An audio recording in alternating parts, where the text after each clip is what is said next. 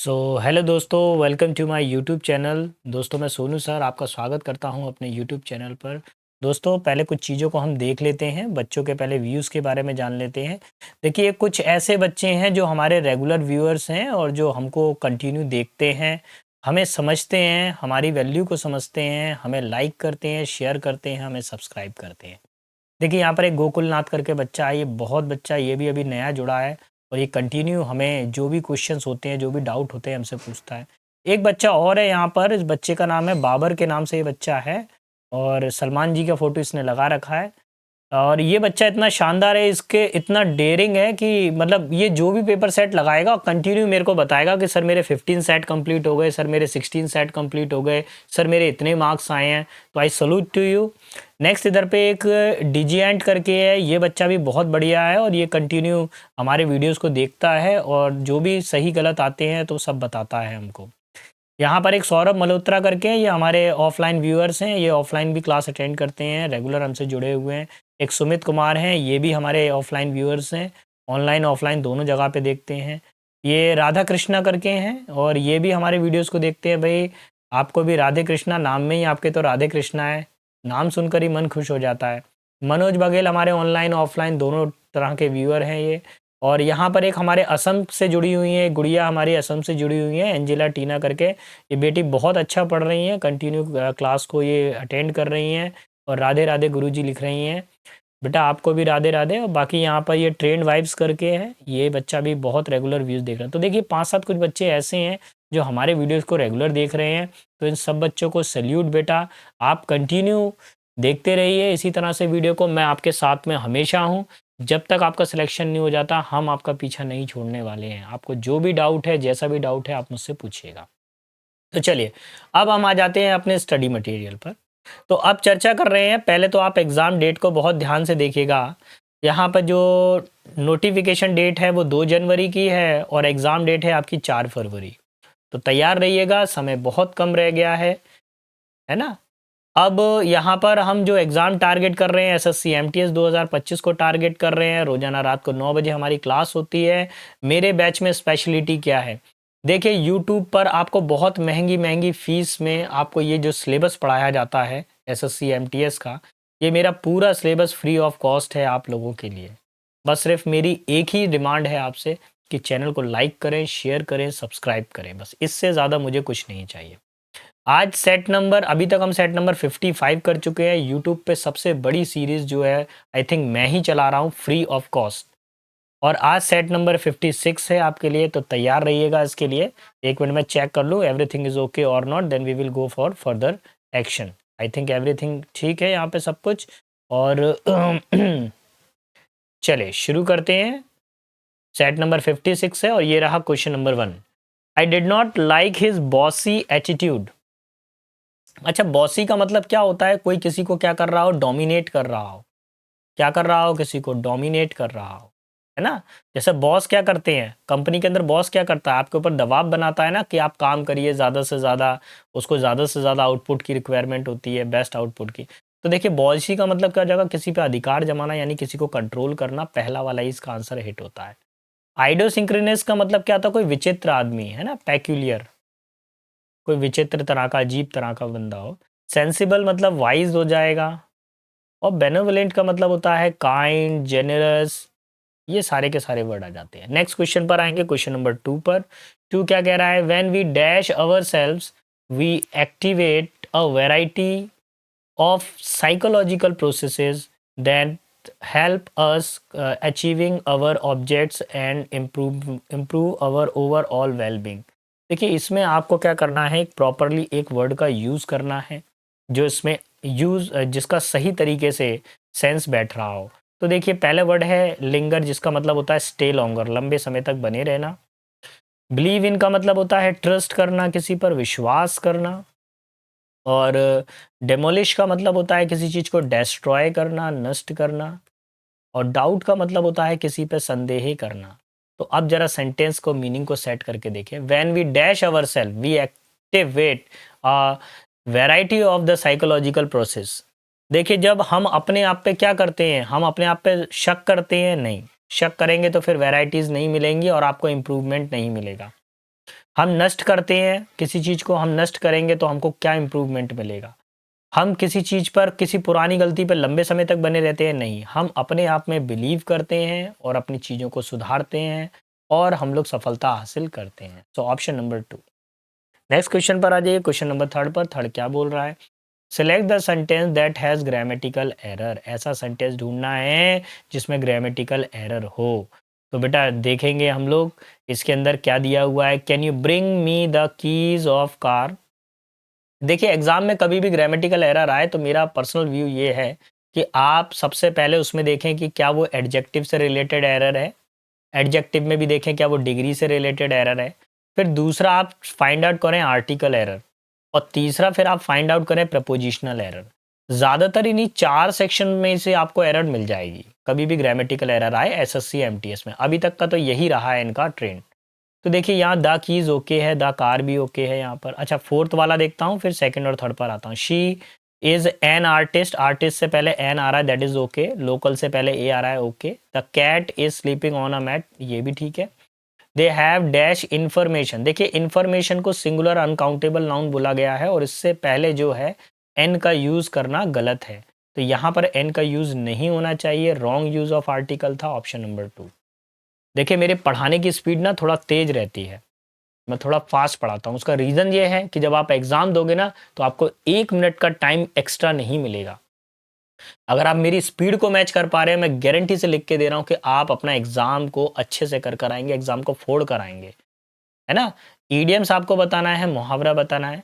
Rajiv will understand some day that our all his friends are fair weather friend. Rajiv को एक दिन पता चलेगा कि उसके जो सारे मित्र थे वो फेयर वेदर फ्रेंड थे, केवल अच्छे मौसम के साथी थे, है ना। और जैसे ही बुरा टाइम आएगा उसको छोड़ देंगे। तो friend generally have similar character, ऐसे फ्रेंड जिनका सिमिलर कैरेक्टरिस्टिक होता है नहीं। True friends help you when you need them, अच्छे मित्रों की जभी ज़रूरत, अच्छे मित्र वही होती हैं जब ज़रूरत के समय साथ दें, ये भी नहीं। A friend who meets you only pleasant weather, ऐसा मित्र जो केवल अच्छे मौसम में ही मिले, नहीं। A friends who stay only when the times are convenient, ऐसा मित्र जो केवल अच्छा समय होगा तभी आपके साथ खड़ा होगा, बुरे समय में आपको छोड़ देगा। So option number 1। Fair weather friend का मतलब होता है जब आपके पास पैसा है, when you have money then you have friends, a lot of friends. When you don't have money it means you are abandoned from the friendship circle, आपको friendship circle से ही हटा दिया जाएगा, ठीक है। चलिए क्वेश्चन नंबर 5 पर आ जाइए। 5 में आपको इनकरेक्ट स्पेलिंग बतानी है। देखिए कभी भी इनकरेक्ट स्पेलिंग वाला पार्ट आए, एक पूरा सेंटेंस ऊपर दिया हो, नीचे 4 ऑप्शन बने हुए हों और वो सिमिलर टाइप के दिखाई दें, तो प्लीज़ क्वेश्चन को ना पढ़ें। फिर अब आप, मैं नहीं पढ़ता हूँ सेंटेंस को, फिर मेरा फंडा क्या होता है, मैं सीधा ऑप्शन देखता हूँ। कैनविंस ये गलत है, कन्विंस ये गलत है, फिर दिया हुआ है कन्विंस और कन्विंस। अब इन दोनों में से देखना है कि कौन सी स्पेलिंग सही होगी। देखो if you try to convince, ये जो कन्विंस वर्ड है ये सेंटेंस के बीच में आ रहा है ना, और इसका पहला लेटर स्मॉल है कि कैपिटल है बताओ। अरे सर स्मॉल लेटर है, तो जब स्मॉल लेटर है तो आपको सेंटेंस के बीच में किसका यूज़ करना पड़ता है, स्मॉल लेटर वाले का यूज़ करते हो कि कैपिटल लेटर का यूज़ करते हो। कैपिटल लेटर तो स्टार्टअप में आता है, स्टार्टअप में तो आ नहीं रहा ये, तो उसको साइड करिए, ऑप्शन नंबर 2 ही इसका फाइनल आंसर लगेगा, ठीक है। नेक्स्ट क्वेश्चन नंबर 6 पर आते हैं। 6 में क्या दिया हुआ है, आई have never had and never will be depend on him. देखिए मैं कभी उस पर ना तो डिपेंड हूँ और ना कभी उस पर डिपेंड होऊंगा। तो जब ऐसी कोई कंडीशन आती है तब आप किसका यूज़ करोगे, वाज वर्ग के साथ में बीइंग, नहीं ये नहीं। हैज़ नेवर बीन, आई के साथ में हैज़ लगेगा, नहीं लगेगा। नेवर हैज़ नहीं होगा, केवल एक ही बचेगा, नेवर बीन। यही सही आंसर हो सकता है ऑप्शन नंबर 4। क्योंकि देखो आई के साथ में हैव आ गया, दैट इज़ ओके। नेवर आ गया, नॉट यानी नेगेटिव आ गया, यहाँ पर आ गया हैड, हैड वर्ब की थर्ड फॉर्म, ये ठीक है। अब आपको एक ऐसा कॉम्बिनेशन ढूंढना होता है कि एंड के बाद में जो दोनों चीज़ों को बैलेंस करे। देखो नेवर आ गया, नॉट आ गया, नेवर को बैलेंस कर रहा है। हैड थर्ड फॉर्म थी तो नेवर के बाद में भी मुझे थर्ड फॉर्म का ही यूज़ करना पड़ेगा, और यहाँ पे जो थर्ड फॉर्म आएगी वो आएगी बीन। तो ऑप्शन नंबर 4 लगाऊंगा मैं, पैरेलल कंस्ट्रक्शन का यूज़ होगा। क्वेश्चन नंबर 7 पर आता हूँ। 7 पे बेटा मेरे को एंटोनिम बताना है। वर्ड है मेरे पास में कंपैशनेट। अच्छा कंपैशनेट का मतलब क्या होता है, ऐसा व्यक्ति जो दयालु हो, काइंड हो। ठीक है। डिसिप्लिन्ड का मतलब क्या होता है, जो हर चीज़ को क्या करता हो, डिसिप्लिन में करता हो, है ना। कॉन्फिडेंट मतलब जिसके अंदर बहुत ज़्यादा कॉन्फिडेंट हो। हार्ड वर्किंग हो गया, मेहनती हो गया। क्रूअल का मतलब क्या हो गया हमारे पास में, अत्याचारी, अनकाइंड हो जाएगा। यही आंसर लगेगा option number third. Next question number 8 पर आऊँगा। 8 पर देखो बेटा, आपको करेक्ट स्पेलिंग बतानी है। अगेन मैं आपसे एक ही बात कहूँगा, जब स्पेलिंग एरर वाला पार्ट आ जाए और 4 स्पेलिंग एक जैसी दिखाई दे जाएँ चारों ऑप्शन में, तो आप क्वेश्चन को ज़्यादा पढ़ने की तरफ दिमाग ना लगाया करें, सीधा ऑप्शन की तरफ आया करें। अच्छा, इसमें भी ढूँढने का एक तकनीक है आपके पास। देखिए, सेंटेंस की शुरुआत में आता है कैपिटल लेटर और सेंटेंस के बीच में कहीं पे भी जाएँगे तो आपको स्मॉल लेटर मिलेगा। देखो, small letter, small letter, small letter. तो एक बात कंफर्म हो गई कि यहाँ पर स्मॉल लेटर वाला ही वर्ड आना चाहिए। तो कैपिटल वाले को साइड कर दीजिए, ऑप्शन नंबर 2 तो हो गया साइड। अब बचा हमारे पास में क्या, 1 2 3 बचा हमारे पास। अब जरा इसको हम प्रॉपरली चेक करेंगे, इसमें से कौन सा वाला आपका ऑप्शन हो सकता है। एंडावर तो कभी होता नहीं है, first cancel, second cancel. Fourth वाला देखिए, इंडियवर, ये नहीं होगा। सही स्पेलिंग जो होती है वो एंडियवर, जो थर्ड होगी। एंडियवर का मतलब क्या होता है, बार बार कोशिश करना। क्वेश्चन नंबर 9 पर आ जाते हैं। 9 हमें क्या बताएगा। Always keep in mind leaner bodies needs more calorie than fatter ones. हमेशा दिमाग में रखो कि जो लोग पतले दुबले होते हैं उनको ज़्यादा कैलोरी की ज़रूरत पड़ती है, उनको कैलोरी की ज़्यादा ज़रूरत पड़ती है। किसके कंपैरिजन में, इन कंपैरिजन ऑफ फैट, कि जो लोग मोटे होते हैं उनकी तुलना में उसको कैलोरी ज़्यादा चाहिए होती है। मोटे लोगों की तुलना में पतले लोगों को कैलोरी ज़्यादा चाहिए होती है। तो यहाँ पर आप देख रहे हैं कि किसका क्या दिया जा रहा है। यहाँ पर एक आपको कंपैरिजन किया जा रहा है। क्या किया जा रहा है, कंपैरिजन। तो डिग्री भी कंपैरेटिव ही आना चाहिए। फैट पॉजिटिव डिग्री है, ये नहीं आएगा। अच्छा देखो, अब फैटर कौन सी डिग्री है, कंपैरेटिव डिग्री है। फैटेस्ट कौन सी डिग्री है, सुपरलेटिव डिग्री है। और मोर फैटर, फैटर के मोर भी कंपैरेटिव डिग्री है और फैटर भी कंपैरेटिव डिग्री है। दो दो कंपैरेटिव डिग्री कभी एक साथ में नहीं आती, तो ऐसा सिचुएशन गलत होती है, इसको साइड कर दीजिए।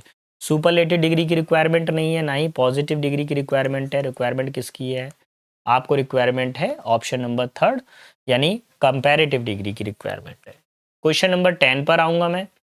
ही devoted his entire life to the study of the human kind. देखिए, ये जो अंडरलाइन है, the study of human kind, ये अंडरलाइन वर्ड क्या है, वन वर्ड सब्स्टिट्यूशन है।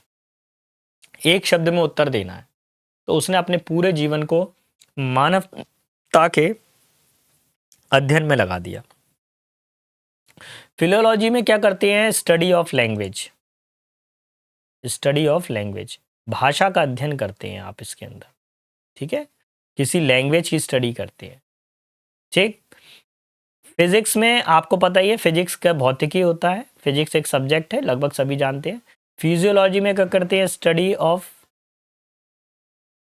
बॉडी फंक्शंस, बॉडी कैसे काम करती है उसकी स्टडी करना। ठीक है। और साइकोलॉजी के अंदर क्या होता है, इसके अंदर मानवता की स्टडी होती है, मनोविज्ञान होता है, मन की बातों को पढ़ा जाता है। सो option number 2 will be final answer, यही आंसर रहेगा। नेक्स्ट क्वेश्चन नंबर 11 पर आते हैं। 11 में आपको एंटोनिम बताना है। ब्रेव का मतलब क्या होता है, जो व्यक्ति काफ़ी ज़्यादा बहादुर होता है, डेयरिंग होता है, शिवलरस, बोल्ड, ब्रेव, हीरोइक, है ना। ये सारे वर्ड आ जाएंगे। अच्छा, डिम का मतलब क्या होता है, जो धुंधला हो, है ना, जो काफ़ी डल हो। अर्थली का मतलब क्या होता है, जो व्यक्ति संसार से जुड़ा हो, काफ़ी ज़्यादा सांसारिक हो, तो वर्ल्डली। बाउंडेस का मतलब क्या होता है, लिमिटलेस, जिसकी कोई लिमिट ना हो। ठीक है। और कावर्डली का मतलब क्या होता है, जो काफ़ी ज़्यादा डरपोक हो, टिमिड हो।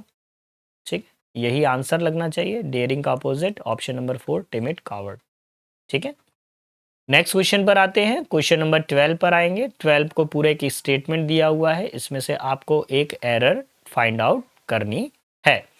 और एरर क्या फाइंड आउट करनी है वो भी हम लोग देखेंगे।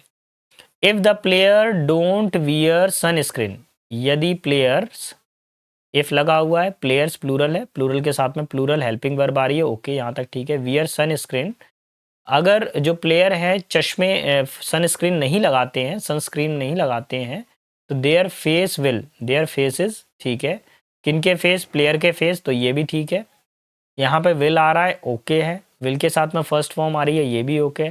गेट रेडेस्ट, देखिए यदि वो सनस्क्रीन नहीं लगाएंगे तो उनका फेस क्या पड़ जाएगा, लाल पड़ जाएगा। तो रेडेस्ट नहीं बेटा, केवल रेड हो जाएगा आंसर। क्या हो जाएगा, रेड।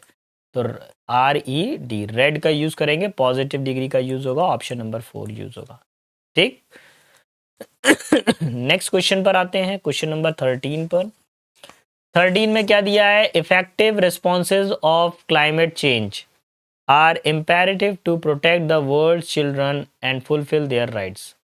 देखिए क्लाइमेट चेंज जो हो रहे हैं उनके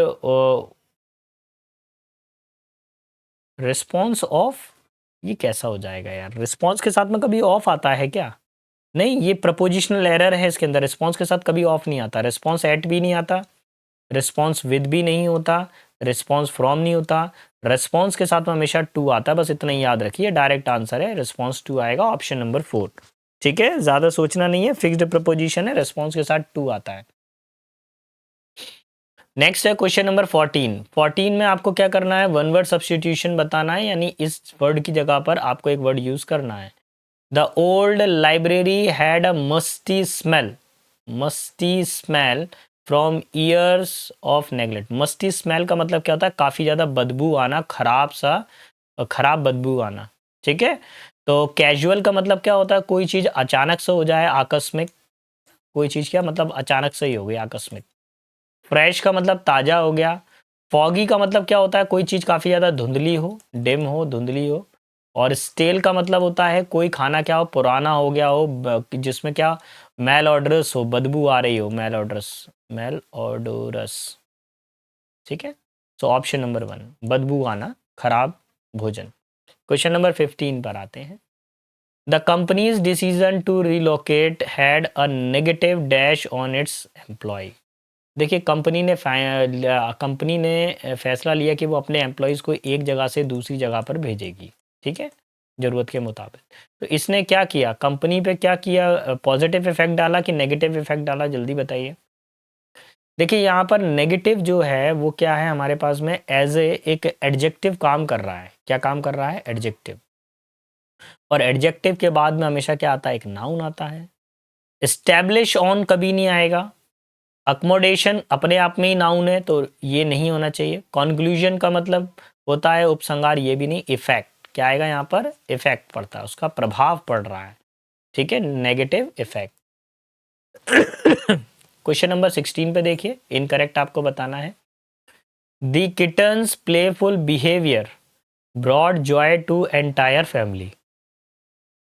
जॉय की स्पेलिंग सही है, प्ले की स्पेलिंग सही है, बिहेवियर की स्पेलिंग गलत है। बिहेवियर की स्पेलिंग में क्या गलत कर दिया इन्होंने, BEHAVIOR। ठीक है, तो ये होती है हमारे पास में बिहेवियर की स्पेलिंग, ये यहाँ पे रॉन्ग दिया हुआ है, किटन की स्पेलिंग सही है। तो हमको गलत ही तो ढूंढना था बेटा, ऑप्शन नंबर 3। नेक्स्ट क्वेश्चन पर आते हैं, क्वेश्चन नंबर 17 पर। 17 में क्या दिया हुआ है, आपको सिनोनिम बताना है। वर्ड हमारे पास में कोलैप्स है। कोलैप्स का मतलब होता है किसी चीज़ का ढह जाना, शैटर्ड हो जाना। क्या हो जाना, किसी चीज़ का शैटर्ड हो जाना, गिर जाना, बिल्कुल। साइड का मतलब किनारा होता है। फॉल का मतलब किसी चीज़ का गिरना। जंप का मतलब कूदना। सरप्राइज का मतलब आश्चर्य में पड़ना। तो ऑप्शन नंबर 2 ज़्यादा सही रहेगा, कोलैप्स हो जाना, फॉल गिर जाना। ड्रॉप भी हो सकता है आंसर। 18 में बेटा हमसे क्या पूछा गया है, ईडियम पूछा गया है। वी ऑफन गो फॉर कैंपनिंग, हम अक्सर कैंपनिंग के लिए जाते हैं, कैंपिंग के लिए जाते हैं। But I have never been to that particular part of the town और कंट्री बिफोर। लेकिन मैं आज तक कंट्री के उस हिस्से तक या शहर के उस हिस्से तक कभी पहले नहीं गया हूँ। तो किसी खास एरिया तक जाना, किसी खास रीजन तक जाना, किसी खास क्षेत्र तक जाना, उसको क्या बोला जाता है, रिस्क ऑफ द नेक, नहीं। नेक ऑफ द वुड क्या बोला जाता है, नेक ऑफ द वुड। तो यही इसका आंसर, यही सही फ्रेज होता है। Get it into the next नहीं होता, नॉक ऑन द वुड ये नहीं होता। सही फ्रेज क्या होता है, नेक ऑफ द वुड। इसका मतलब कोई खास क्षेत्र, एरिया। देखिए अब इस क्वेश्चन को देख लेते हैं, क्वेश्चन नंबर नेक्स्ट। इसमें क्या दिया हुआ है, if I wrote an email to my boss now. Now आ रहा है, यानी प्रेजेंट टेंस की बात हो रही है। किसकी बात हो रही है, प्रेजेंट टेंस की। एक बात क्लियर हो गई। He will react by yelling at me tomorrow in the morning. यदि मैंने अगर ईमेल अभी अपने मालिक को लिखा, अपने बॉस को अभी ईमेल लिखा, तो वो कल वो सुबह मॉर्निंग में मेरे ऊपर बहुत चिल्लाएगा। तो एक बात कंफर्म हो गई कि इसके अंदर जो कंडीशन लगेगी वो प्रेजेंट और फ्यूचर वाली लगेगी और कंडीशनल सेंटेंस लगेगा। इफ़ आई रोट नहीं होना चाहिए। क्यों नहीं होना चाहिए? रोट पास्ट टेंस बताता है और जबकि नाउ क्या बताता है? प्रेजेंट टेंस बताता है। तो रोट को हटा दीजिए। सर रोट की जगह पे मैं क्या लिखूंगा? वर्ब की फर्स्ट फॉर्म राइट कर दूंगा मैं। ठीक है, टेंस चेंज करना पड़ेगा आपको। क्यों करना पड़ेगा? क्योंकि इफ़ के साथ में क्या आता है? यहाँ पर वर्ब की फर्स्ट फॉर्म आती है, कॉमा करने के बाद में क्या आता है? विल या शैल प्लस वर्ब की फर्स्ट फॉर्म आती है। तो देखो विल शैल आ रहा है, फर्स्ट फॉर्म आ रही है यहाँ पर। ठीक, आंसर लगेगा क्वेश्चन नंबर 2। क्वेश्चन नंबर 20 पर आता हूँ। 20 क्या दे रहा है? Rahul was angry of his brother as he broke his pen.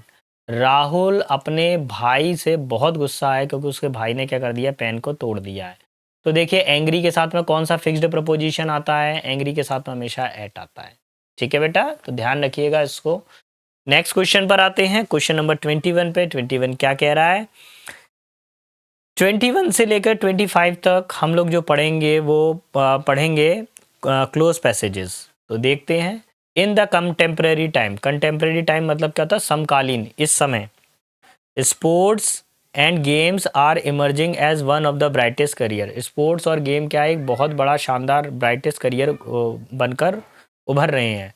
If expected to dash at a high moral plane, अगर उनको सही तरीके से बच्चे के माइंड के अंदर अच्छे से चीज़ों को समझाया जाए, उसको सही से समझाया जाए, तो वो अच्छे से उस चीज़ को कर सकते हैं। ड्वेल का मतलब होता है निवास करना, ये नहीं होगा। डिसाइड का मतलब फैसला लेना, ये भी नहीं होगा। डिसिंक्रोनाइज मतलब बातचीत में तालमेल में कमी होना, ये नहीं होगा। ऑपरेट, यदि हम उसको सही तरीके से ऑपरेट करें, बच्चों के माइंड को या उस खेल को प्रॉपरली खेलें, तो हमारी वैल्यू आगे बढ़ सकती है। इट डिमांड्स ऑनेस्टी, इसके अंदर ईमानदारी चाहिए होती है। ट्रांसपेरेंसी, पारदर्शिता चाहिए रहती है। Sports further demand the continuous practice. देखिए स्पोर्ट्स में किस चीज़ की ज़रूरत होती है? एक प्रैक्टिस की ज़रूरत होती है, हार्ड वर्क, मेहनत की ज़रूरत होती है। एंड डैश ट्रेनिंग, और ट्रेनिंग की भी ज़रूरत होती है। लेकिन ट्रेनिंग कैसी होनी चाहिए? फाल्टरिंग, खराब सी ट्रेनिंग होनी चाहिए? अबेटेड, कम ट्रेनिंग होनी चाहिए? नहीं। पैल्ट्री होनी चाहिए? नहीं। रिलेंटलेस, रिलेंटलेस का मतलब होता है लगातार और मेहनत करने वाली ट्रेनिंग होनी चाहिए। तो ऑप्शन नंबर 4 कंटिन्यू होनी चाहिए।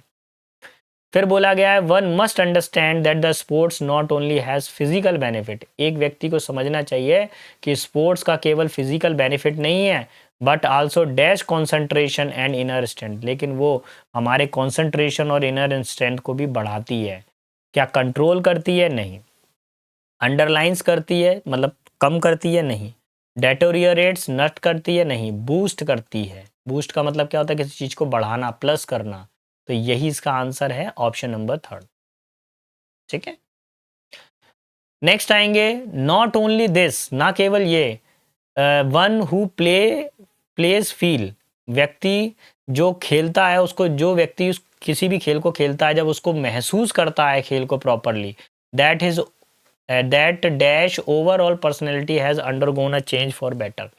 देखिए अगर कोई व्यक्ति क्रिकेट खेल रहा है, एक व्यक्ति का मन नहीं है क्रिकेट में लेकिन खेल रहा है, तो क्या वो अच्छा परफॉर्म करेगा? नहीं करेगा। अब देखिए जैसे विराट कोहली है, अब विराट का जो परफॉर्मेंस है वो किस में अच्छा है? क्रिकेट में अच्छा है। अब अगर उसको फुटबॉल खिलवाओगे तो क्या अच्छा खेल पाएगा? नहीं। वहीं मैसी को अगर आप क्रिकेट खिलवाओगे तो क्या मैसी अच्छा क्रिकेट खेल पाएगा? नहीं। वो फुटबॉलर है, वो फुटबॉल अच्छा खेल पाएगा, और जो क्रिकेटर है वो क्रिकेट अच्छा खेल पाएगा। सॉरी। अब यहाँ पे देखिए आपको प्रॉपर प्रोनाउन का यूज करना है। यहाँ पे वन क्या है? सब्जेक्ट है। वन क्या है? सब्जेक्ट है। तो यहाँ पर आने वाला प्रोनाउन भी वन ही होना चाहिए। इट्स नहीं होगा, हिज नहीं होगा, देयर नहीं होगा, क्या आएगा? वंस। मैच करना पड़ेगा, जैसा सब्जेक्ट होता है वैसा ही प्रोनाउन आता है। नेक्स्ट है हमारे पास में बिसाइड्स, इसके अलावा social connectivity and networking game develop. इसके अलावा समाज में जुड़ाव होना, नेटवर्क को बढ़ाना, ये भी हमारे गेम्स को क्या करता है? डेवलप करता है। स्पिरिट इन प्लेयर, प्लेयर के अंदर स्पिरिट को डेवलप करता है। किस स्पिरिट को डेवलप करता है? कैप्टेंसी, कप्तानी की स्पिरिट को नहीं। लीडरशिप, नेतागिरी को डेवलप करता है? नहीं। कैंपेनियनशिप, ये भी नहीं। क्या डेवलप होगी स्पोर्ट्स के अंदर? स्पोर्ट्स के अंदर डेवलप होता है स्पोर्ट्समैनशिप। ठीक है?